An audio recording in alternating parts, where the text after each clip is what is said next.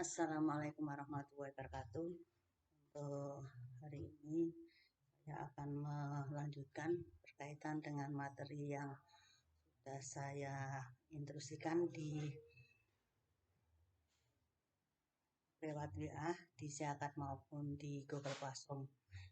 Kemarin materi yang pertama yang kaitannya dengan video yang sudah saya posting, yang berkaitan dengan fungsi permintaan, fungsi penawaran, dan keseimbangan pasar. Untuk hari ini saya lanjutkan. Materi yang selanjutnya adalah pengaruh pajak terhadap keseimbangan pasar. Pengaruh pajak terhadap keseimbangan pasar.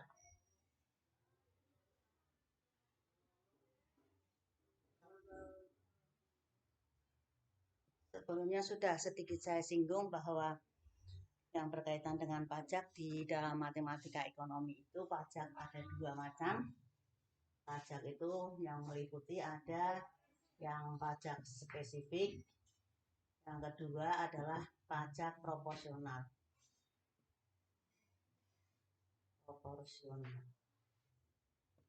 Apa sih pajak spesifik? Sudah ada di PowerPoint atau handout bahwa pajak spesifik itu adalah merupakan pajak yang dikenakan atas suatu barang dengan nilai nominal tertentu. Jadi nominal tertentu menggunakan T per unit. Sedangkan untuk yang kedua ada pajak proporsional. Untuk pajak proporsional ini adalah pajak yang dikenakan terhadap suatu barang atau produk dengan nilai prosentase tertentu. Ya, biasanya prosentase ini dari harganya. Nah, nanti dengan adanya pajak, harga akan meningkat menjadi lebih tinggi, sedangkan jumlah yang diminta akan menjadi berkurang atau lebih rendah. Kaitannya dengan gambar kurvanya, kemarin sudah saya sedikit singgung bahwa dengan adanya pajak harga menjadi lebih tinggi, kemudian jumlah yang diminta berkurang, maka kurva fungsi supply yang akan bergeser ke atas. Ya. Sebelum ada pajak, misalnya adalah seperti ini. Ini adalah gambar kurvanya, ini fungsi supply yang pertama. Dengan adanya pajak harga menjadi lebih meningkat. Ini adalah fungsi supply yang kedua. Jadi awalnya keseimbangannya adalah di E yang pertama, dengan adanya pajak menjadi E asen. Jadi awalnya harganya di sini misalnya lebih rendah, tapi dengan adanya pajak menjadi E asen atau equilibrium, harga menjadi lebih tinggi. Ya. Nah, dari kaitannya dengan kasus yang berkaitan dengan adanya pajak, sekali lagi ada dua macam. Yang pertama adalah spesifik yang berkaitan dengan nilai nominal tertentu, sehingga nanti yang bergeser adalah kurva supply-nya, dan karena yang berubah itu adalah konstanta A, maka kurvanya adalah sejajar. Ini untuk yang spesifik. Sedangkan nanti untuk kurva yang berkaitan dengan pajak proporsional, karena nilai prosentase dari harga jual, nilai konstantaannya berbeda, maka nanti bentuknya lerengnya akan melebar ke atas. Ya, jadi perbedaan ini adalah yang pajak spesifik, yaitu yang sejajar, sedangkan untuk yang pajak ini yang spesifik, sedangkan untuk pajak yang proporsional adalah dari titik yang sama, maka akan melebar ke atas. Itu adalah bentuk kurvanya.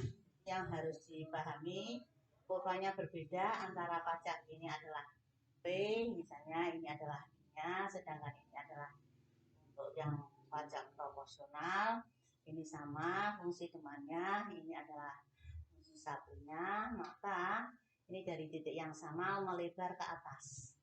Ini fungsi supply asen. Awalnya adalah di sini equilibriumnya, keseimbangannya, dengan adanya pajak proporsional menjadi asen, harga menjadi lebih tinggi, tetapi jumlah barang yang diminta akan berkurang. Nah, di sini yang contoh pajak yang spesifik itu yang bagaimana, yaitu contohnya kalau di dalam realitas adalah adanya pajak penjualan, biasanya melalui produsen. Itu harga yang diterima atau yang ditawarkan ke konsumen sudah ada pajaknya. Demikian juga untuk contoh yang kaitannya dengan pajak proporsional adalah contohnya adalah pajak penghasilan. Ini terutama untuk misalnya pegawai negeri itu biasanya di dalam menerima gajinya setiap bulan pasti ada potongan yang namanya PPh pasal 21, yaitu pajak proporsional. Misalnya 25% dari gaji pokok, atau kalau Anda misalnya mengikuti seperti contohnya ada kuis yang Anda ikuti, Anda menjadi pemenang, maka misalnya mendapatkan uang 1 juta, yang diterima Anda adalah 1 juta dikurangi pajak pendapatannya, yaitu misalnya 25%, maka yang Anda terima hanya cuma Rp750.000. Kemudian untuk selanjutnya kasusnya, yaitu kasus di 7 yang berkaitan dengan fungsi demand dan fungsi supply. Di situ sudah ada persamaannya sama menggunakan contoh yang lalu, yaitu P sama dengan fungsi demand. Saya biasanya menggunakan istilah FD. P sama dengan A plus BQ, tapi di situ sudah ada angkanya, yaitu 15 min Q. 15 min Q. Sedangkan untuk fungsi supply-nya P sama dengan, di situ sudah ada, yaitu 3 plus 0,5 Q. 3 plus 0,5 Q. Ini adalah contohnya masih menggunakan kasus yang sebelumnya. Dari kasus itu kita disuruh yang dalam kasus 7 ini terhadap barang tersebut dikenakan pajak sebesar Rp3 per unit. Ada T sebesar Rp3. Maka di sini yang berubah adalah fungsi supply-nya. Fungsi demand itu masih tetap P sama dengan 15 min Q. Sedangkan untuk fungsi supply-nya berubah. Awalnya P3 plus 0,5 Q, karena ada pajak sebesar 3 dimasukkan ke dalam fungsi supply. Maka fungsi supply-nya adalah 0,5 Q ditambah dengan adanya 3. Nah, dari kasus ini kita akan mencoba untuk mencari keseimbangan pasar sebelum adanya pajak. Ya. Ini adalah fungsi supply hasilnya, maka P sama dengan 6 plus 0,5 Q. Dengan demikian, sebelum kita mendapatkan nilai yang setelah ada pajak, saya akan mencoba menjelaskan berkaitan dengan keseimbangan sebelum pajak. Yang sudah saya jelaskan di video yang sebelumnya, yaitu bahwa keseimbangan sebelum pajak, keseimbangan pasar sebelum pajak sudah kita hitung bahwa fungsi demand sama dengan fungsi supply. Maka di sini adalah 15 min Q sama dengan 3 plus 0,5 Q. Maka 15 dikurangi 3, 0,5 Q plus Q. Maka diperoleh 12 sama dengan 1,5 Q, maka keseimbangan sebelum adanya pajak Q-nya adalah 8. Kemudian untuk mendapatkan berapa harganya, nilai Q ini dimasukkan biasanya bisa ke fungsi demand atau fungsi supply. Ya, maka kalau fungsi demand yaitu sama dengan P 15 min Q. Maka PE sama dengan 15 dikurangi 8, PE-nya adalah sebesar 7. Ya, jadi ini sudah ada sebelumnya bahwa harga keseimbangan PE sebelum adanya pajak sebesar 7, sedang setelah adanya pajak nanti kita akan mencoba sedang harga sudah kita cari G-nya adalah 8. Bagaimana kita akan menghitung keseimbangan setelah adanya pajak? Sekali lagi bahwa pajaknya adalah pajak spesifik, kita masukkan ke dalam fungsi supply, di mana yang berikutnya adalah keseimbangan pasar setelah pajak. Setelah pajak yang spesifik, ya, setelah pajak yang spesifik, yaitu nilainya fungsi supply-nya adalah yang berubah P sama dengan 6 plus 0,5 Q. Maka fungsi demand sama dengan fungsi supply asen. 15 dikurangi Q sama dengan 6 plus 0,5 Q.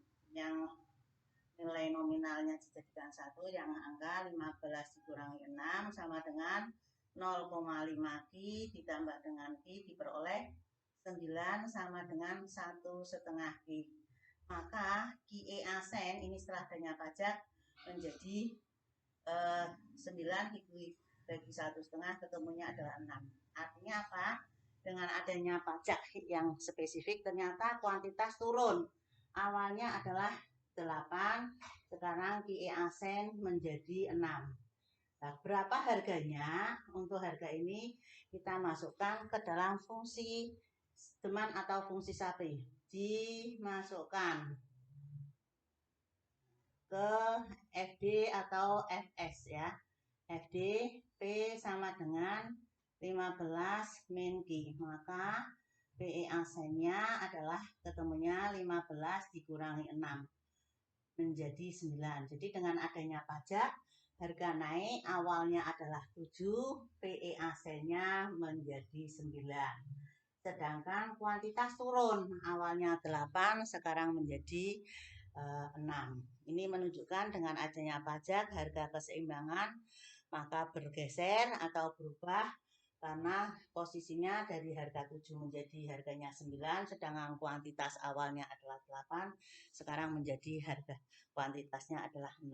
Nah, sekarang dari contoh kasus ini bagaimana kita akan menghitung berkaitan dengan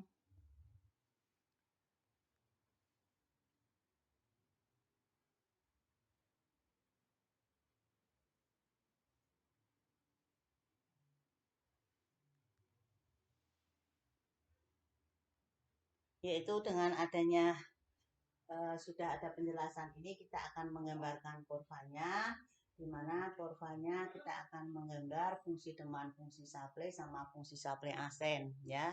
Jadi kita akan mencoba menggambarkan kurvanya berkaitan dengan fungsi demandnya dulu ya. Kita akan mencoba di sini yang berkaitan dengan fungsi demand, fungsi supply dibuat dengan cara penggal ya. Penggal itu adalah salah satu dari variabelnya dibuat menjadi angka 0. Contoh misalnya, yang fungsi demand P sama dengan 15 min Q. Kalau Q-nya itu 0, maka P sama dengan 15 dikurangi 0 adalah 15. Kalau P-nya yang 0, maka Q juga sama dengan 15.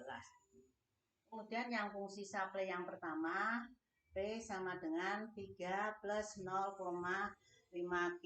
Kalau Q-nya 0, maka P sama dengan 3. 0 kali 0,5 adalah 0, P3. Sedangkan kalau P-nya 0, maka Q bergeser ke arah sebelah kiri menjadi negatif.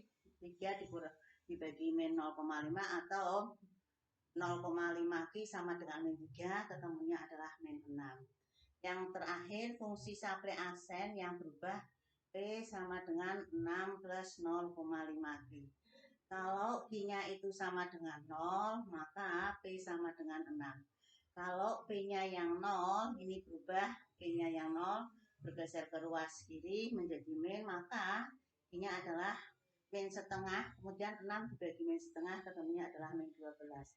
Inilah yang menunjukkan bahwa nanti kurvanya adalah sejajar karena konstatanya yang berbeda, sedangkan nilai koefisiennya adalah dalam hal ini adalah kemiringan atau slope-nya adalah 0,5. Kita mencoba menggambarkan kurvanya yang berkaitan dengan gambar adanya pajak yang spesifik.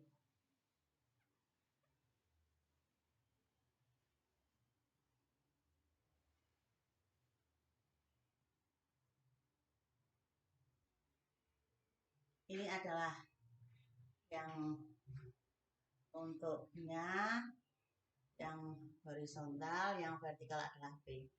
Pertama adalah kalau Q0 dibuat skala yang sama antara sumbu vertikal sama horizontal, 5, 10, 15, yang sini juga sama, 5, 10, 15 ya. 5, 10, 15. Kemudian seperti tadi, kalau Q0, Q-nya 0, maka P15. Kalau yang kedua, P-nya yang 0, Q adalah 15. Melalui dua titik ini kita hubungkan dengan sebuah garis. Hubungkan dengan garis, kalau menggunakan penggaris ini harusnya gambarnya lurus ya. Ini adalah fungsi teman. Kemudian yang kedua, yang fungsi supply, kalau Q-nya 0, P-nya adalah 3, ini di sini. Kemudian yang kedua, kalau P-nya 0, Q-nya adalah min 6. Di sini adalah min 5 misalnya, maka di sini adalah min 6. Melalui dua titik ini kita hubungkan dengan garis lurus. Nah, yang pertama ini adalah fungsi supply, di mana perpotongannya adalah pada equilibrium nilai dari harganya adalah 7, Q-nya adalah 8. Ya, jadi 8 dan 7. Ya, ini adalah nilai 8 untuk Q-nya, sedangkan untuk harganya adalah sebesar 7. Kemudian dengan adanya pajak tadi, harga naik menjadi 9 dan kuantitas turun menjadi 6. Kalau Q-nya 0, P-nya adalah 6, ini di sini. P adalah 6. Sedangkan kalau P-nya yang 0, Q adalah min 12. Ini 12 itu 2 kali dari min 6. Ya, di sini ruas kiri. Min 12. Kita hubungkan dengan garis lurus yang melalui dua titik tadi.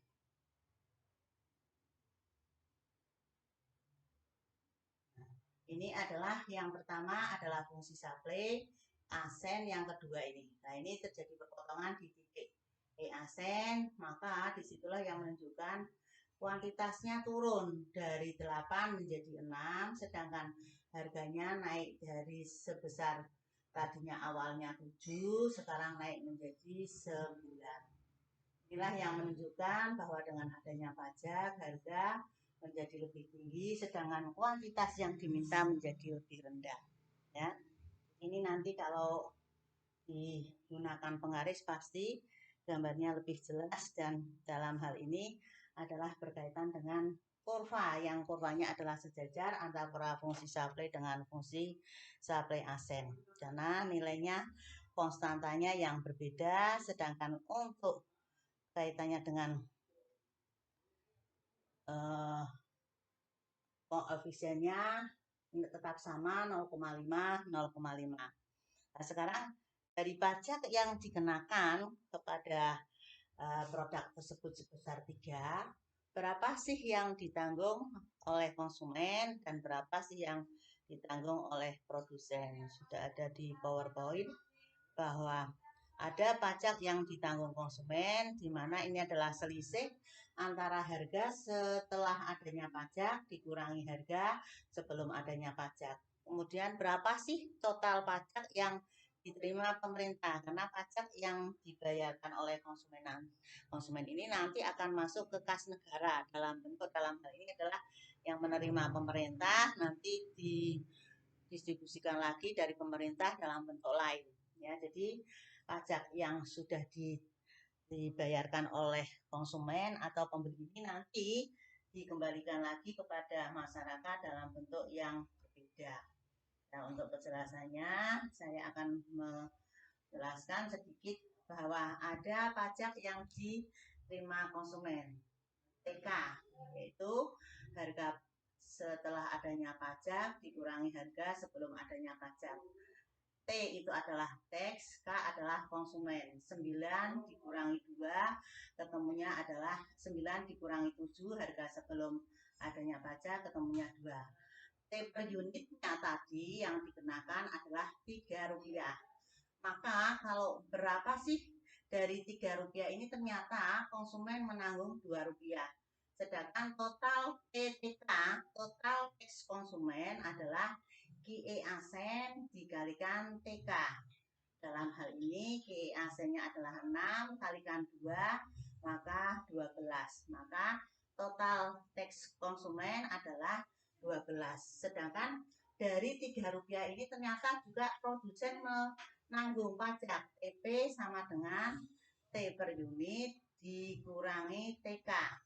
Dalam hal ini T itu adalah tax, P-nya adalah produsen. 3 dikurangi 2, maka ternyata tax produsen atau produsen menanggung pajaknya sebesar 1. Berapa total pajak yang ditanggung oleh produsen, QE asen, kalikan TP. Dalam hal ini maka 6 kalikan 1 ketemunya adalah 6. Nah, ini adalah dari Rp3 ini ternyata dialokasikan yang menanggung konsumen pajaknya adalah Rp2 dari Rp3, sedangkan yang ditanggung oleh produsen adalah sebesar Rp1 dari Rp3 tadi. Kalau di prosentase berarti dari konsumen menanggung 2 dibagi 3 adalah 0,666 atau 0,67. Sedangkan dari produsen hanya menanggung Rp1 dari 3 tadi berarti 1/3, maka prosentasenya adalah 1 dibagi 3 adalah 0,33 atau 33%. Nah, berapa sih total pajak yang diterima oleh pemerintah? T besar adalah sama dengan QE asen kalikan T per unit. Nah, QE asennya adalah 6 kalikan 3, maka ternyata pemerintah menerima pajak tadi adalah 18 yang dibayarkan oleh produsen Rp6 yang dibayarkan oleh konsumen sebesar 12. Jadi kalau berapa total pajak yang diterima pemerintah? Ini bisa TTK ditambah dengan TTP berarti 12 ditambah 6 sama dengan 18 atau T di sini adalah GE asen kalikan T per unit ketemunya adalah 18. Itu kalau pajaknya adalah pajak yang spesifik ya. Jadi seperti itu gambaran bahwa dengan adanya pajak ternyata pajak yang dibebankan pemerintah lewat misalnya adalah produk dari pajak yang dikenakan itu ternyata dibagi dua. Yang pertama yang menanggung adalah produsen, yang kedua adalah konsumen. Atau konsumen ini adalah pertama yang harus Anda pahami karena biasanya pajaknya adalah lewat produsen dulu baru nanti didistribusikan atau dalam hal ini konsumen yang membeli barangnya maka konsumen juga menanggung pajak tersebut. Ya. Kemudian dalam hal ini pajak itu kegunaannya untuk apa? Dengan adanya pajak ini yang mengelola adalah pemerintah, digunakan untuk berbagai macam pembangunan dalam bentuk lain, misalnya sarana prasarana publik seperti jalan raya, jembatan, kemudian membayar hutang pada negara lain, membayar membayar gaji pegawai PNS atau pegawai atau PNS, kemudian juga bisa digunakan untuk membangun proyek-proyek sarana publik seperti rumah sakit, sekolah, kemudian juga untuk memberikan beasiswa kepada masyarakat yang kurang mampu. Ya, jadi ini adalah dikembalikan lagi kepada masyarakat tapi dalam bentuk yang lain. Kemudian berkaitan dengan pajak yang spesifik, bahwa tadi yang bergeser adalah kurva supply-nya atau kurva penawaran. Nah, sekarang bagaimana kalau pajaknya adalah proporsional, yaitu yang besarnya adalah merupakan prosentase dari harga jual. Ya, maka di sini nanti kurvanya sudah saya terangkan adalah dari titik yang sama melebar ke atas, lebih besar lerengnya karena nanti nilai konstantaannya berubah, maka otomatis kurvanya juga akan berubah. Ya, ini berkaitan dengan pajak yang spesifik. Saya kira itu dulu. Kemudian untuk selanjutnya saya akan menjelaskan tentang pajak proporsional. Untuk pajak proporsional ini masih sama menggunakan contoh yang sebelumnya angka-angkanya, tetapi yang saya tekankan di sini bahwa pajak proporsional itu adalah merupakan pajak yang dikenakan terhadap suatu produk tetapi dalam nilai prosentase tertentu, yaitu fungsi demandnya adalah tetap, kemudian fungsi supply-nya adalah yang berubah karena adanya pajak yang proporsional tadi, ya, yaitu prosentase dari harga. Ya. Contohnya fungsi demand adalah P sama dengan A plus BQ, min BQ, ya, ini tandanya min. Kemudian fungsi supply yang berubah P sama dengan A plus BQ. Karena ada prosentase dari harga, maka fungsi supply asen berubah P sama dengan A plus BQ plus prosentasenya adalah misalnya TP. Prosentase dari P ini dibuat menjadi TP, yaitu plus TP. Unsur kiri ada P, unsur kanan ada P, dijadikan satu. P min TP sama dengan A plus BQ. Maka ada P keluar. 1 min T kalikan P sama dengan A plus BQ. Nah, kemudian dari situ kita akan mencoba menghitung bahwa hasil dari perhitungan ini adalah dibuat menjadi P sama dengan A plus BQ. Ya. Awalnya di sini adalah perkalian menjadi penyebut di sini karena pindah ruas, yaitu 1 min T. Dengan demikian, ini adalah persamaannya ya. Jadi A plus BQ dibagi 1 min T, otomatis nilai konstantaannya berubah, nilai koefisiennya juga berubah. Nah, sekarang untuk contoh kasusnya masih menggunakan yang sama, tetapi yang harus Anda perhatikan dengan adanya pajak proporsional ini menyebabkan kurva penawaran memiliki lereng yang lebih besar dari kurva penawaran sebelum pajak. Ya, jadi untuk contohnya saya menggunakan contoh yang lalu masih sama. Diketahui fungsi demand adalah P sama dengan 15 min. Kemudian fungsi supply-nya pun juga masih sama. P sama dengan 3 plus 0,25 Q. Penggambaran kurvanya nanti sama menggunakan cara penggal. Ya. Yang pertama, bahwa fungsi teman adalah P sama dengan fungsi supply-nya P sama dengan 3 plus 0,5 Q. Ada TP sebesar adalah 0,25 dari harga jual.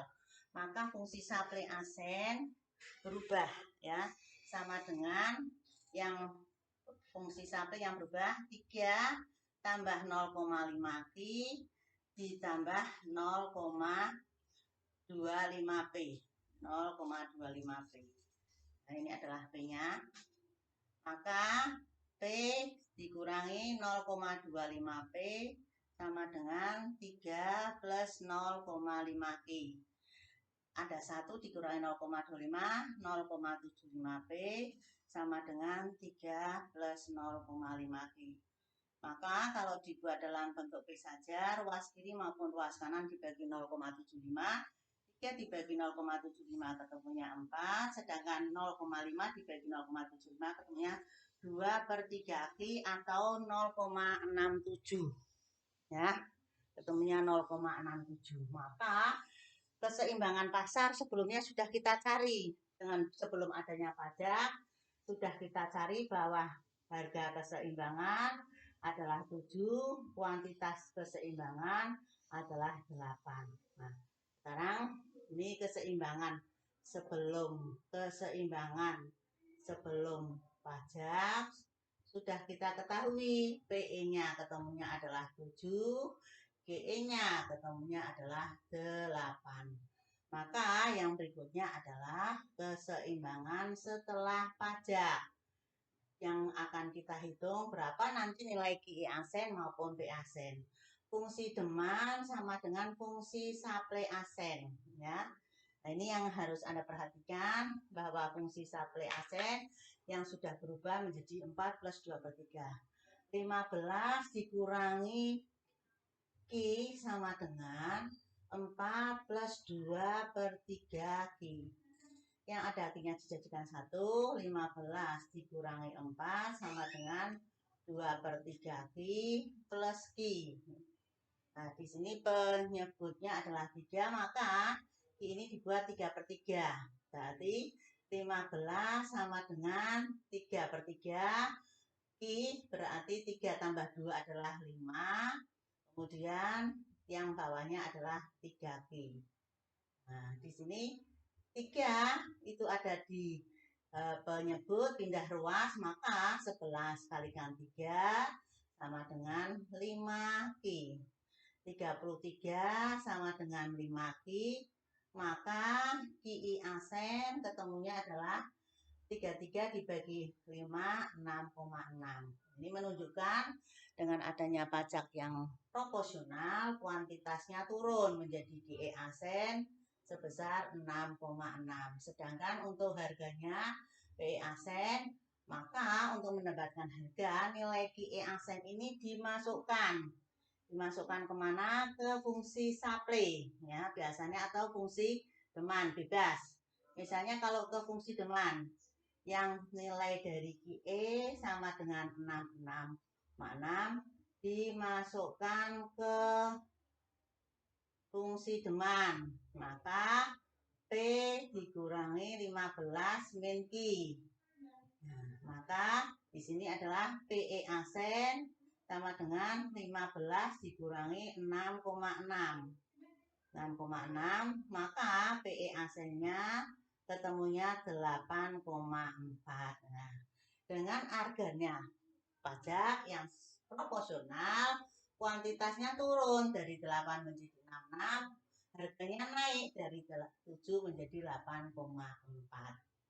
Nah, ini sama untuk menghitung kaitannya dengan berapa sih pajak yang ditanggung oleh konsumen, berapa sih pajak yang ditanggung oleh produsen. Dalam hal ini yang harus Anda perhatikan sekali lagi bahwa pajak itu tadi dua-duanya ditanggung oleh konsumen maupun oleh produsen. Dalam kasus ini cara mencarinya sama. Yang pertama yang harus Anda hitung adalah pajak yang sudah kita cari ternyata bahwa nilai T per unitnya adalah prosentase dari harga jual. Harga jual setelah adanya pajak menjadi 8,4.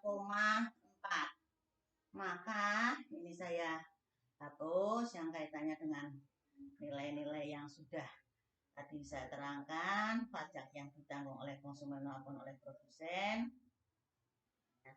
yaitu TP atau T per unitnya adalah prosentasenya 0,25, T per unit adalah 0,25, karena harga setelah ada pajak adalah 8,4, ketemunya adalah pajak per unitnya 2,1. Nah, 2,1 itu berapa sih yang ditanggung oleh konsumen, berapa sih yang ditanggung oleh produsen. Dalam kasus ini harga setelah ada pajak adalah 8,4, harga sebelumnya 7. Maka ketemunya adalah 1,4. 2,1 itu adalah T per unit, tetapi di sini dikurangi dari ternyata ditanggung konsumen sebesar adalah 1,4. Berarti kalau di prosentase 1,4 dibagi 2,1 ketemunya 0,666 atau 0,67. Berapa sih pajak yang ditanggung konsumen? QE-nya turun, awalnya 8 menjadi 6,6. Nah, ini tinggal 6,6 kalikan 1,4. Nah, yang sudah ada di handout semua. Yang berikutnya, pajak yang ditanggung oleh produsen adalah T per unit dibagi TK. T per unitnya adalah 2,1 dikurangi 1,4. 2,1 dikurangi 1,4 ketemunya 0,7. Kalau dibuat prosentase 0,7 dibagi 2,1 sama. Seperti tadi 0,33. Tapi nanti kalau ujian saya tidak menggunakan yang pecah-pecahan, bisa saja nanti produsen lebih besar dari konsumen. Berapa pajak yang ditanggung oleh produsen? Ya, tinggal dikalikan saja dengan nilai PEAC-nya, yaitu 6,6 dikalikan 0,7. Jadi ini prosentase dari tadi 0,7 dibagi 2,1, kalau ini 1,4 dibagi 2,1. Nah, sekarang sudah ada di handout angka-angka yang berkaitan dengan yang ditanggung oleh konsumen maupun produsen. Dalam kasus ini ternyata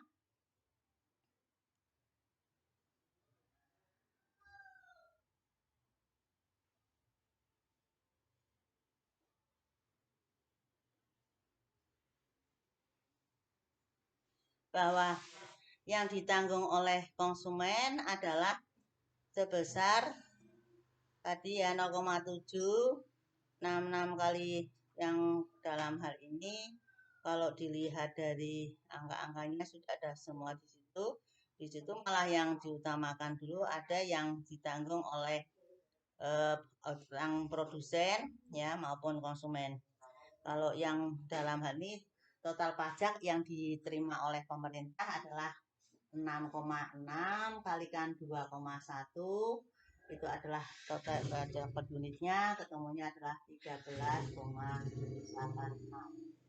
Ini nanti dari situ ternyata bahwa pemerintah itu menerima pajaknya sebesar 13,86. Nah, ini dialokasikan untuk yang konsumen adalah 6 kali 6 dikalikan 6 kali 6 kalikan 1,4, sedangkan untuk yang produsen ketemunya adalah 6 kali 6 kalikan 0,7.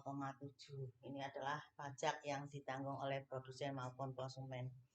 Ya. Dan cara menggambarkan kurvanya sama seperti cara menggambarkan tadi, tetapi kemiringannya adalah berbeda karena dari titik yang sama nanti melebar ke atas. Jadi bentuk kurvanya adalah lerengnya melebar ke atas.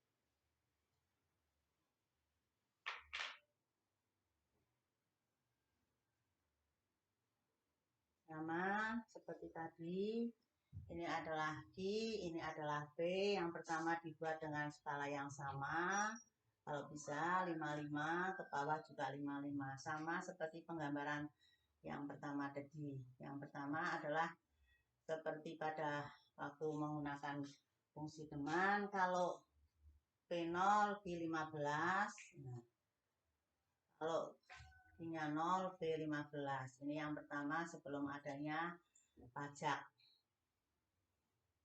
Nah, ini adalah gambar kurvanya. Ini fungsi teman. Kemudian tadi sudah kita hitungkan yang berkaitan dengan fungsi sampingnya. Yang ini kalau P-nya 0, P-nya adalah 3. Ya, jadi gambarnya masih sama tapi pemiringannya aja nanti. Kemudian kalau tadi kalau P-nya itu 0 berapa B-nya? B-nya adalah yang pertama min 6. Min 6, ini min 5, ini adalah min 6. Nah, ini yang berkaitan dengan gambar yang pertama. Sebelum adanya pajak, fungsi supply terjadi keseimbangan di titik equilibrium atau keseimbangan di mana kuantitasnya adalah 8, sedangkan untuk harganya adalah 7. Kemudian yang berikutnya untuk penggambaran kurva, saya menggambarkan yang fungsi supply aja. Kurva untuk fungsi supply asen adalah P sama dengan 4 plus 2/3 Pi. Ini sama seperti tadi dibuat penggal. Kalau Q-nya 0 berarti P-nya adalah 4. Sedangkan kalau P-nya yang 0 maka Q-nya adalah ini Q-nya 0, P4. Sedangkan kalau P-nya yang 0, 4 pindah ruas menjadi min 4. Min 4 dibagi 2/3 berarti 12 dibagi min 2/3. Ketemunya min 6. Sama-sama dari titik yang sama. Ya, jadi kita mulai kalau Q-nya 0, P-nya adalah 4. Ya, ini adalah 5, maka 4 adalah misalnya di sini. Ya, ini adalah 4. Nah, sedangkan kalau P-nya yang 0, P yang 0, ini adalah 6. Nah, ini dari titik yang sama kita tarik garis yang melalui titik tadi. Ke atas tapi melebar ke atas. Nah, yang harus Anda perhatikan di sini beda dengan yang tadi. Ini adalah fungsi supply, ini fungsi supply asen. Ini perpotongan antara fungsi teman menghasilkan titik equilibrium E asen. Ternyata ketemunya P-nya naik, ya, Q-nya turun, yaitu dari 8 menjadi 6,6. Sedangkan harganya naik dari 7 menjadi 8,4. Nah, ini adalah gambar kurvanya yang berkaitan dengan fungsi supply asen dengan adanya pajak proporsional berubah ya dari fungsi supply yang sebelumnya itu adalah fungsi supply dengan titik E, maka dengan adanya pajak menjadi fungsi supply asen dengan titik E asen. Itu adalah untuk yang pengaruh pajak yang proporsional. Ya, jadi sudah ada penjelasannya di handout, tinggal nanti Anda pahami, pelajari lagi nanti tidak terasa tanggal 19 untuk yang reguler 1 sudah UTS, sedangkan yang reguler 2 nanti menyesuaikan jadwal. Ya. Untuk selanjutnya, berkaitan dengan subsidi. Apa sih yang Anda ketahui tentang subsidi? Saya kira banyak yang sudah tahu, tetapi mungkin kalau Anda lihat, kalau sekarang ini adalah banyak orang-orang yang sebenarnya sudah mendapatkan tadi dari pajak yang sudah dibayarkan ke pemerintah, itu dialokasikan lagi atau diberikan lagi kepada masyarakat dalam bentuk yang berbeda. Salah satunya adalah dalam bentuk subsidi. Nah, subsidi ini untuk negara kita terutama kaitannya dengan BBM itu subsidinya sangat besar sekali kalau dibandingkan dari negara-negara yang lain yang 1 liternya itu kalau di Malaysia itu sampai mencapai Rp30.000. Kita yang paling murah bahkan di negara yang subsidi untuk BBM-nya itu enggak ada sampai 1 liternya mencapai Rp80.000. Tapi kalau di kita paling hanya Rp10.000. Nah, subsidi itu apa? Subsidi itu kaitannya dengan merupakan pemberian dalam hal ini yang subsidi yang diberikan oleh pemerintah kepada masyarakat melalui misalnya ada produsen atau nggak bisa melalui yang lain. Kalau zamannya Pak SBY itu ada subsidi kaitannya dengan bantuan langsung tunai. Itu salah satu bentuk eh, pemberian kepada masyarakat dari pajak yang sudah dikelola oleh pemerintah dikembalikan lagi kepada masyarakat. Nah, kalau di handout subsidi ini merupakan pajak negatif atau kebalikan dari pajak atau sering disebut pajak negatif karena dengan adanya subsidi harga menjadi lebih rendah sedangkan kuantitas atau jumlah yang diberi menjadi lebih tinggi. Yang akan saya berikan di matematika ekonomi ini hanya subsidi yang spesifik. Karena biasanya subsidi itu tidak dalam bentuk prosentase untuk prakteknya, untuk aplikasinya, tetapi dalam bentuk nilai nominal. Contohnya yang bantuan langsung tunai yang diberikan dulu pada zamannya SBY yang sekarang juga sudah berlangsung, tapi bentuknya adalah lain. Kalau dulu dalam bentuk nilainya adalah bantuan langsung tunai kepada masyarakat, maka sekarang ada yang bantuan dalam bentuk sembako atau dalam bentuk uang, tetapi dalam hal ini modelnya saja yang agak berbeda tetapi penyalurannya hampir sama ya. Nah, di sini dengan adanya pajak yang tadi adalah menaikkan harga jual, maka dengan adanya subsidi akan menurunkan harga jual sehingga harga keseimbangan akan menjadi lebih rendah karena dengan adanya subsidi harga turun sehingga jumlah yang diminta menjadi lebih besar.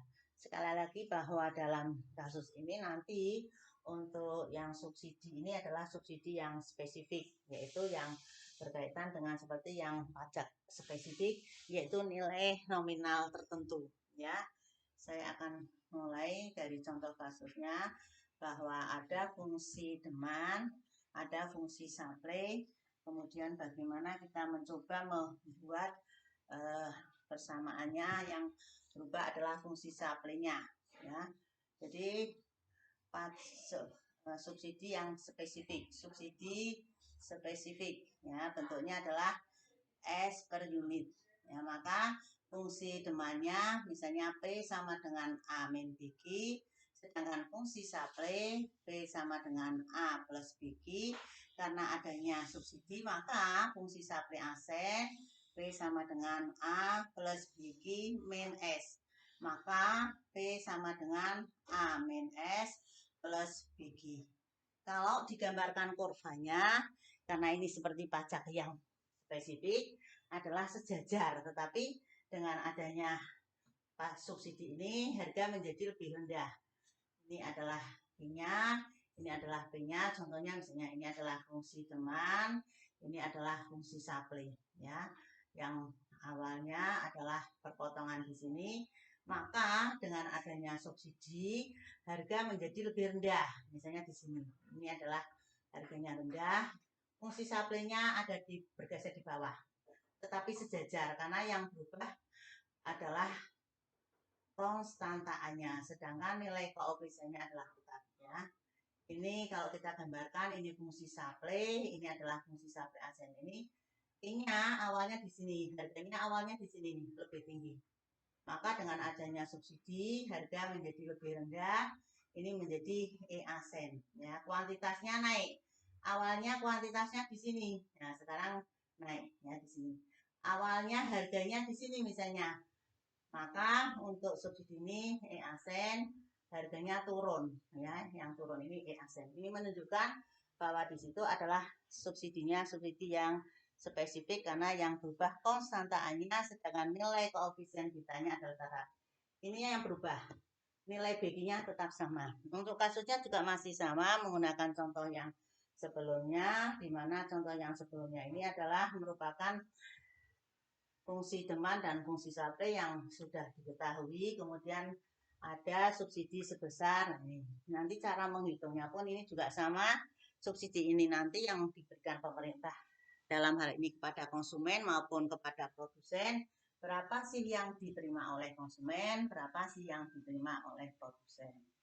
Untuk lebih jelasnya saya akan menjelaskan sedikit yang berkaitan dengan subsidi yang dalam hal ini yang kasus ada di kasus nomor 9 ya. Diketahui fungsi demand P sama dengan 15 min Q, fungsi supply-nya sama, P sama dengan 3 plus 0,5 Q. Kemudian ada subsidi per unit yang besarnya adalah 1,5. Nah, ini yang berubah tadi fungsi supply asen, P sama dengan 3 tambah 0,5 Q min 1,5. Maka P sama dengan 3 kurangi 1,5 plus 0,5 Q. Nah, keseimbangan pasar sebelum adanya subsidi sama seperti tadi, bahwa harga itu yang PE-nya adalah 7, GE-nya adalah 8 ya. Ini keseimbangan sebelum subsidi. Keseimbangan pasar sebelum subsidi. Itu nilainya PE-nya adalah 7, GE-nya adalah 8. Nah, sekarang setelah adanya subsidi, keseimbangan pasar setelah subsidi. Nah, maka fungsi demand sama dengan fungsi supply asen. Di mana di sini adalah 3 plus 0,5 Q sama dengan 1,5 plus 0,5 Q. Ya, yang ada Q-nya jadikan 1. 0, apa ini? Yang kedua 15, fungsi demand keliru sama ya. Fungsi demand 15 min Q. Fungsi supply 1,5 plus 0,5 ini 15 dikurangi 1,5 sama dengan 0,5 Q plus Q. Maka 13,5 sama dengan 1,5 Q. PE asen ya menjadi 13,5 dibagi 1,5 ketemunya adalah 9. Berapa nilai P-nya dimasukkan? Masukkannya ke FB aja yang tidak berubah. P sama dengan 15 min Q, maka PE asen 15 dikurangi 9 harganya menjadi. Jadi dengan adanya subsidi harga turun dari PE yang awalnya 7 menjadi 6. Kuantitas naik dari GE yang tadinya 8 menjadi 9. Ya, jadi ini adalah dalam kasus yang berkaitan dengan fungsi demand dan fungsi supply dengan adanya subsidi yang spesifik. Ya. Kemudian untuk selanjutnya saya lanjutkan berkaitan gambar kurvanya, masih menggunakan contoh yang sebelumnya dibuat dengan cara penggal. Ya, dengan cara penggal ini nanti sama seperti tadi kita yang pertama mencari fungsi demand dan fungsi supply-nya dulu ya. Ini berkaitan dengan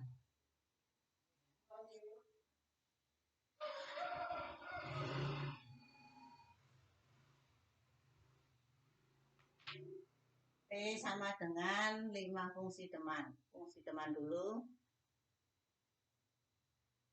P sama dengan 15 min Q ya.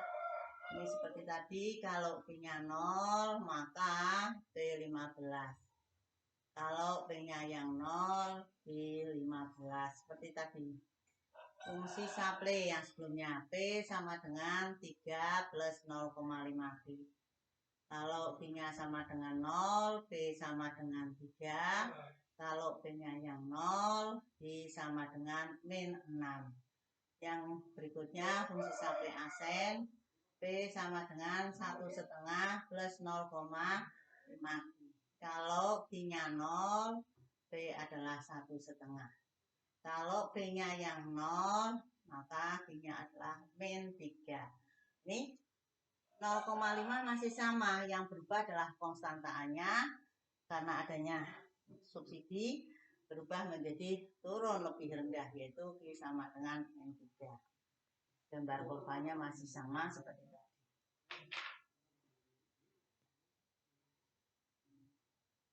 Ini adalah Q, ini adalah P, dibuat skala yang sama, baik vertikal maupun horizontal. Ya.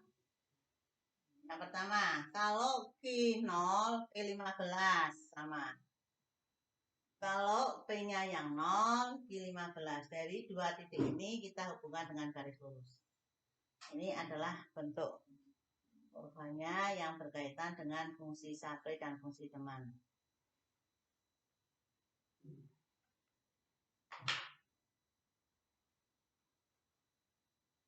Ini adalah fungsi demand. Kemudian fungsi supply-nya, kalau Q0, P-nya adalah 3.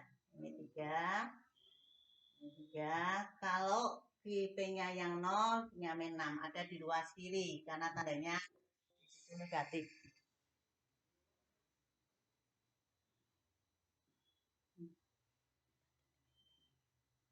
Ya. Kita gambarkan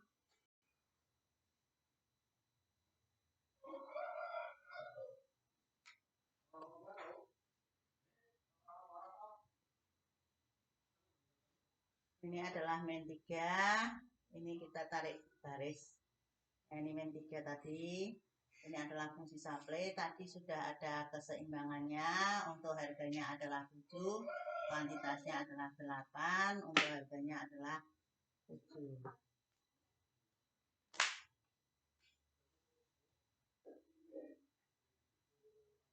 Kemudian dengan adanya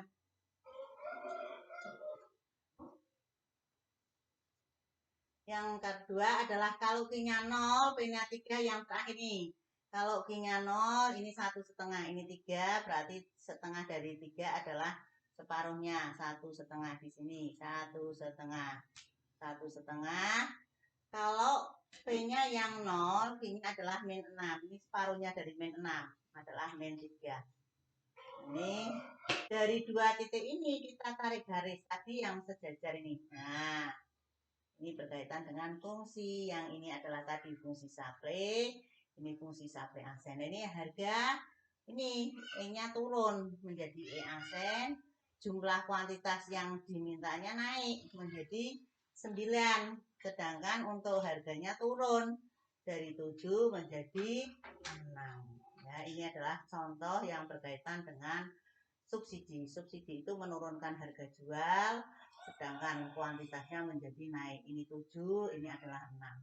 Nah, sekarang dari subsidi yang diberikan pemerintah kepada masyarakat ini, nanti berapa sih yang diterima oleh pemerintah, yang diterima oleh konsumen, dan berapa sih yang diterima oleh produsen.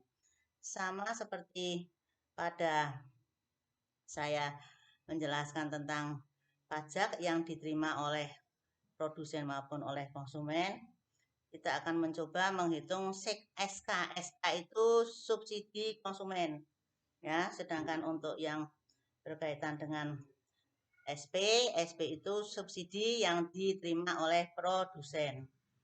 Jadi kita menuliskannya pakainya SK sama SP, ya.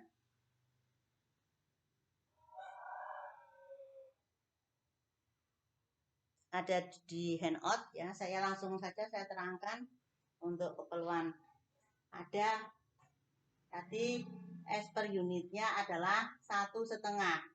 SK subsidi yang diterima oleh konsumen PE dikurangi PE asen ya. PE-nya 7, PE asennya 6. Jadi konsumen menerima 1 dari sejumlah 1,5. Kemudian berapa total subsidi yang diterima oleh konsumen? Ini tinggal PE asen kalikan SK. Ya, jadi di sini PE asennya adalah di sini 9 kalikan dengan 1, maka ketemunya adalah 9. SP subsidi yang diterima oleh produsen adalah S per unit dikurangi SK, yaitu S per unitnya 1,5 dikurangi 1 ketemunya adalah 0,5. Berapa total subsidi yang diterima produsen adalah GE asen kalikan SP, maka ketemunya adalah 9 kalikan 0,5, ketemunya adalah 4,5. Nah, sekarang berapa total subsidi yang diberikan oleh pemerintah S besar sama dengan IE asen kalikan S per unit. Ya, maka di sini adalah S besarnya sama dengan 9 kalikan 1,5. Ketemunya adalah 13,5.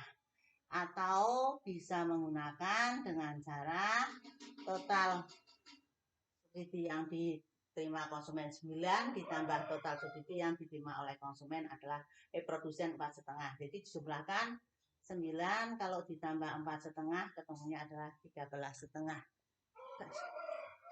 Nah, saya kira hari ini hanya sampai subsidi dulu. Untuk minggu depan saya lanjutkan keseimbangan pasar kasus 2 macam barang ya. Mudah-mudahan apa yang sudah Bu Retno jelaskan bisa dipahami ya, dan nanti saya akan membuat lagi yang berkaitan video tentang materi keseimbangan pasar kasus 2 macam barang ya. Saya kira untuk hari ini saya cukupkan. Mudah-mudahan sekali lagi Anda memahami apa yang sudah Bu Retno jelaskan dan nanti pas ujian bisa mengerjakan dengan baik. Itu saja untuk hari ini saya akhiri. Wassalamualaikum warahmatullahi wabarakatuh.